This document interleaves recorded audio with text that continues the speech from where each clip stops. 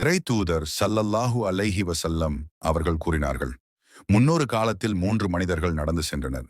அப்போது மழை பொழிந்தது. அவர்கள் மலையில் உள்ள குகையில் நுழைந்தனர். ஒரு பெரிய பாறை உருண்டு வந்து குகை வாசலை அடைத்தது. அப்பொழுது அவர்கள் தமக்குள், நீங்கள் செய்த நல்லறங்களில் மிகச் சிறந்ததை கூறி அல்லாஹ்விடம் பிரார்த்தியுங்கள் என்றனர். அவர்களில் ஒருவர், இறைவா, எனக்கு வயது முதிர்ந்த பெற்றோர் இருந்தனர்.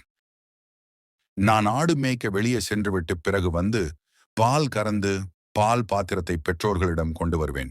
அவர்கள் அருந்துவார்கள். பிறகு குழந்தைகளுக்கும் குடும்பத்தாருக்கும் என் மனைவிக்கும் கொடுப்பேன். ஓர் இரவு தாமதமாக வந்தேன். பெற்றோர் உறங்கிவிட்டனர். அவர்களை எழுப்புவதை நான் விரும்பவில்லை. குழந்தை பசியால் என் காலடியில் அழுதனர். விடியும் வரை இதே நிலை நீடித்தது.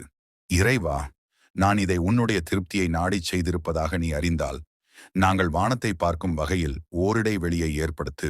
அவ்வாறு பாறை விலகி இடைவெளி உண்டானது. மற்றொருவர், இறைவா, என்னுடைய தந்தையினுடன் பிறந்தாரின் மகளை எந்த ஆணும் எந்த பெண்ணையும் விரும்புவதை விட அதிகமாக விரும்பினேன் என்பதை நீ அறிவாய்.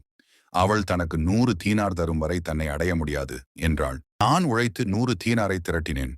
அவளுடைய 2 கால்களுக்கிடையே நான் அமர்ந்தபோது, அல்லாஹ்வை அஞ்சிக்கொள், உரிய முறையின்றி முத்திரையை உடைக்காதே என்று அவள் கூறினாள். உடனே அவளை விட்டு நான் எழுந்து விட்டேன்.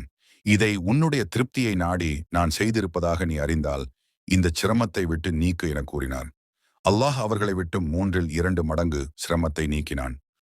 மற்றொருவர், இறைவா, நான் 3 சாவு கேழ்வரகு கூலிக்கு ஒரு வேலையாளை அமர்த்தினேன். கூலியை நான் கொடுத்தபோது அதை அவர் மறுத்துவிட்டார். அந்த கேழ்வரகை பயிர் செய்தேன். அதன் வருமானத்தில் மாடுகளையும் அதை மேய்ப்பவரையும் விலைக்கு வாங்கினேன். பிறகு அவர் வந்து, அல்லாஹ்வின் அடிமையே, என்னுடைய கூலியை கொடு என்றார்.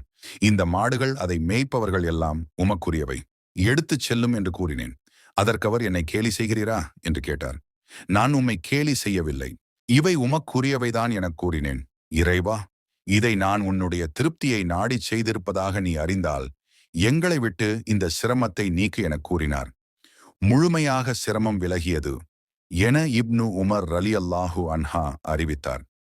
ஸஹீஹுல் புகாரி 2215.